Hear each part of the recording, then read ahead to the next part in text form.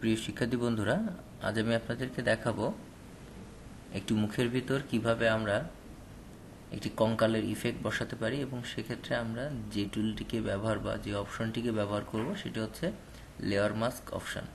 তাহলে আসুন আমরা দেখি আমাদের কাজের নমুনাটি প্রথমে একটু দেখে নিই। ধরেন এরকম একটি ছবি রয়েছে, এই ছবিতে আমরা এরকম একটি ইফেক্ট দিতে চাই। সেক্ষেত্রে আমরা লেয়ার মাস্ক অপশনটিকে ব্যবহার করে খুব সহজেই এরকম একটি ইফেক্ট আমরা তৈরি করতে পারি। অথবা এরকম একটি ছবি আছে, সেটাতে আমরা এরকম একটি ইফেক্ট নিয়ে আসতে পারি এবং সেই কাজটি আমরা করব মূলত টার্মিনেটরের যে মুভির যে ছবিটি দেখছেন, এইটার চোখ এবং এই কঙ্কালের মুখ, এই দুটিকে একত্রে করে আমরা এই মুখের উপর বসিয়ে এরকম একটি ছবি ফাইনালি তৈরি করব। তাহলে আসুন আমরা কাজ শুরু করা যাক। প্রথমে আমরা আমাদের ফটোশপ সফটওয়্যারটিকে ওপেন করে নিই এবং আমরা এখান থেকে আমাদের ছবিটিকে টেনে এনে এখানে ছেড়ে দিই। তাহলে আমাদের এই ফাইলটি ওপেন হলো। এখন আমরা এই চোখটিকে একটি লাল চোখ দিয়ে রিপ্লেস করব। তাই আমরা সেই চোখের ছবিটাকে টেনে এনে এই ছবিটির উপরে ছেড়ে দিই। তাহলে আমাদের ছবিটি চলে আসলো, কিন্তু ছবিটির রেজুলেশন অনেক কম থাকার কারণে অনেক ছোট দেখাচ্ছে।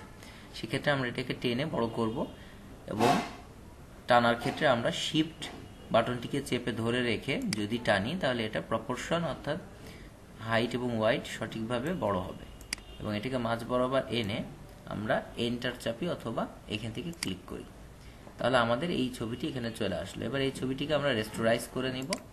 রাইট বাটন চেপে আমরা যদি এখানে এসে রাইট বাটন চাপি তাহলে দেখেন রেস্টোরাইজ লেয়ার বলে একটি কথা রয়েছে। এটাকে ক্লিক করলে তাহলে আমাদের এই ছবিটি সুন্দর মতো রেস্টোরাইজ হয়ে গেল। এবার আমরা যদি অপাসিটি কমাই তাহলে আমরা দেখতে পাচ্ছি যে এই চোখটি এই মহিলার ছবির চোখের থেকে একটু উপরে রয়েছে। আমরা সঠিক জায়গায় এনে চোখের মনির মাঝখানে এনে এটাকে বসাই এবং অপাসিটিটা আবার পুনরায় 100% করে দিই। এবার আমাদেরকে লেয়ার মাস্ক চালু করার পালা। সেক্ষেত্রে আমরা এটাকে ক্লিক করলে দেখুন আমাদের এখানে একটি লেয়ার মাস্ক বক্স তৈরি হয়েছে। এবং আমরা জানি লেয়ার মাস্কে যদি আমরা কালো রং দিয়ে ফোরগ্রাউন্ড কালার কালো সিলেক্ট করে পেইন্ট করি তাহলে এটা হাইড হবে এবং হোয়াইট কালার ব্যাকগ্রাউন্ড যদি ফোরগ্রাউন্ড কালার দিয়ে যদি আমরা পেইন্ট করি তাহলে সেটা আবার পুনরায় দেখা যাবে।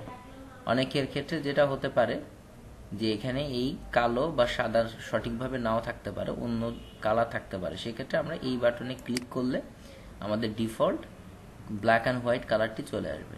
এবার আমরা ব্রাশ টুলে যাব, গিয়ে গোল যে কোনো একটি ব্রাশ আমরা সিলেক্ট করে নিব এবং সেটাকে এনে আমরা এই রংটিকে ফোরগ্রাউন্ড কালার এখানে ক্লিক করে চেঞ্জ করে কালো করে দিব এবং এইভাবে এখানে পেইন্ট করব। তাহলে দেখেন পুরো ছবিটা হাইড হয়ে গেল। এবার আমরা জুম করে চোখটাকে বড় করে দেখব। সেক্ষেত্রে কন্ট্রোল+ চাপলে আমাদের ছবিটি জুম হবে এবং কিবোর্ড থেকে স্পেস বার চাপলে এই হ্যান্ড টুলটি আসবে, সেটাকে দিয়ে চোখটাকে মাঝ বরাবর নিয়ে আসি এবং দেখুন আমাদের ব্রাশটি অনেক বড় দেখাচ্ছে। সেক্ষেত্রে আমরা থার্ড ব্র্যাকেট স্টার্ট এই বাটনটি চাপলে আমাদের এটি ছোট দেখাবে।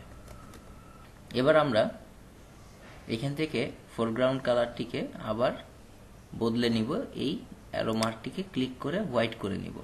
তাহলে আমরা যদি এখানে ক্লিক করি তাহলে দেখুন আমাদের সেই হাইড করা লেয়ারটির কিছু অংশ আমরা এখানে দেখতে পাচ্ছি এবং সেটাকে দিয়ে আমরা এখানে পেইন্ট করলেই আমাদের চোখটি নিচে যে ছবিটি আমরা নিয়ে এসেছিলাম টার্মিনেটরের রোবট থেকে, সেই চোখটি এখানে দেখাচ্ছে। আমরা এটাকে আর একটু ছোট করে দিই, ব্রাশটাকে করে এইটাকে চোখের পুরো অংশ পর্যন্ত আমরা নিয়ে যাই এবং সুন্দর করে শেপটা যাতে সুন্দর হয় সেভাবে আমরা এখানে করে দিলাম। এক্ষেত্রে আমরা আরো ভালো হয় যদি আমরা এখানে একটি ড্রপ শ্যাডো দিতে পারি। সেটার জন্য ডাবল ক্লিক করে আমরা ব্লেন্ডিং অপশনটাকে ওপেন করি এবং ইনার শ্যাডো এই অপশনটিকে ক্লিক করি এবং ব্ল্যাক রয়েছে, এইটা দিলে আমাদের শ্যাডোটা আরো সুন্দর দেখাবে। অপাসিটিটাকে একটু বাড়িয়ে দিই, 100% করে দিই এবং মাল্টিপ্লাই আছে, আমরা নর্মালও দিতে পারি। নর্মাল দিয়ে দিই অথবা মাল্টিপ্লাই থাক আমাদের, তাহলে আরো ভালো লাগবে। এভাবে দিয়ে দিলাম এবং ওকে চাপি। তাহলে আমাদের চোখটি তৈরি হয়ে গেল। এবং আমরা Ctrl+0 চেপে এটাকে আমাদের স্ক্রিন ভিউতে নিয়ে আসি। এবার আমাদের এখানে স্কালটিকে বসানোর পালা। সেক্ষেত্রে আবার আমরা আমাদের কাঙ্ক্ষিত ফোল্ডারে যাই এবং স্কালের ছবিটিকে টেনে এনে এটার উপর ছেড়ে দিই এবং এটাকেও বড় করার জন্য শিফট চেপে ধীরে ধীরে বড় করি এবং এটাকে মাঝ বরাবর নিয়ে আসি। এবং এক্ষেত্রে আমাদেরকে দেখতে হবে নাকটি এবং আমাদের এই থুতনিটি যেন মহিলার নাকের বরাবর এবং থুতনির সাথে ঠিকমতো মিশে যায়।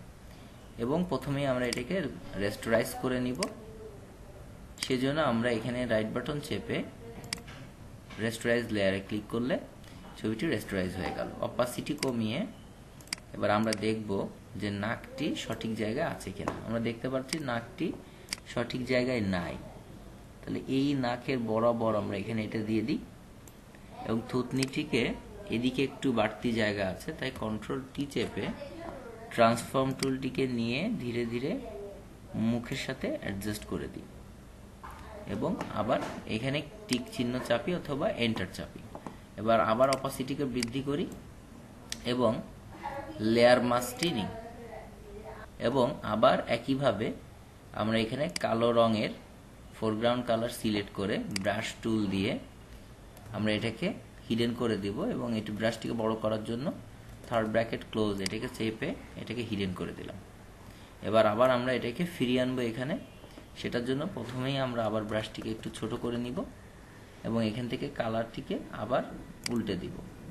সাদা কালারটিকে সিলেক্ট করে আমরা যদি এবার এখানে ক্লিক করি তাহলে দেখুন আমাদের স্কালটি দেখা যাচ্ছে। তাহলে এভাবে আমরা এখান থেকে যদি দিই তাহলে আমাদের স্কালটি মুখের ভিতর দেখা যায়। আমরা নাকের কিছু অংশ এখানে করব। নাকটি দেখুন আমাদের সঠিক জায়গায় নাই, মাঝ বরাবর নাই। সেক্ষেত্রে আমরা নাকটিকে আবার চাইলে মুভ টুল দিয়ে এটাকে সরিয়ে আনতে পারি। সেক্ষেত্রে আবার মুভ টুলটাকে ক্লিক করে আমরা এটাকে ধীরে ধীরে এই দিকে দিয়ে দিই, তাহলে নাকের বরাবর হলো। তাহলে আমরা সঠিক জায়গায় পেলাম, কিন্তু আমাদের এদিকে একটু অতিরিক্ত সিলেকশন হয়েছে।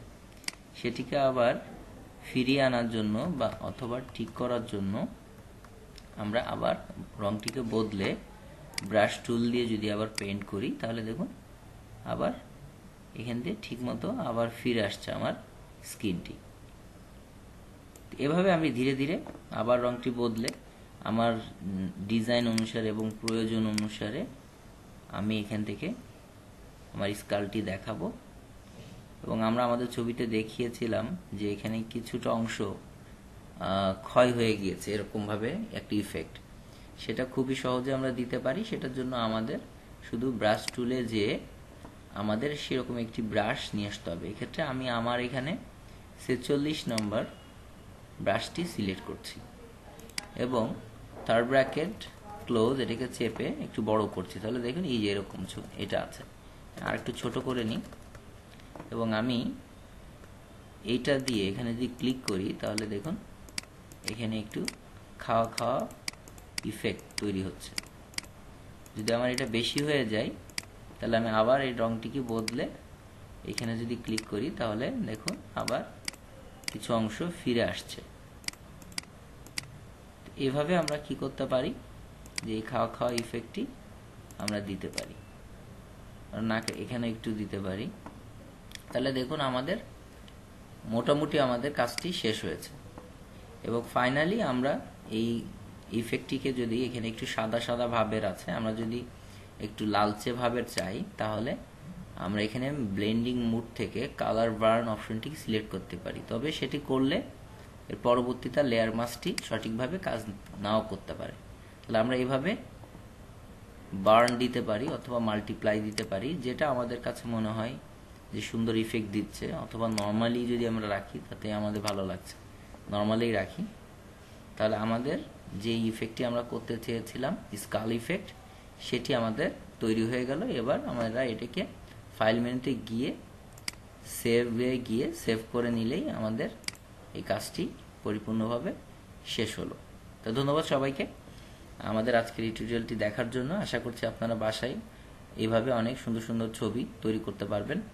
এবং কোনো ধরনের সমস্যা হলে আমাদের ইউটিউবের যে ভিডিওর নিচে কমেন্টসে আপনারা যে কোনো কিছু জানার জন্য কমেন্ট করতে পারেন, আমি চেষ্টা করব আপনাদেরকে সহযোগিতা করার। আবার ধন্যবাদ, আবার দেখা হবে নতুন কোনো একটি টিউটোরিয়াল।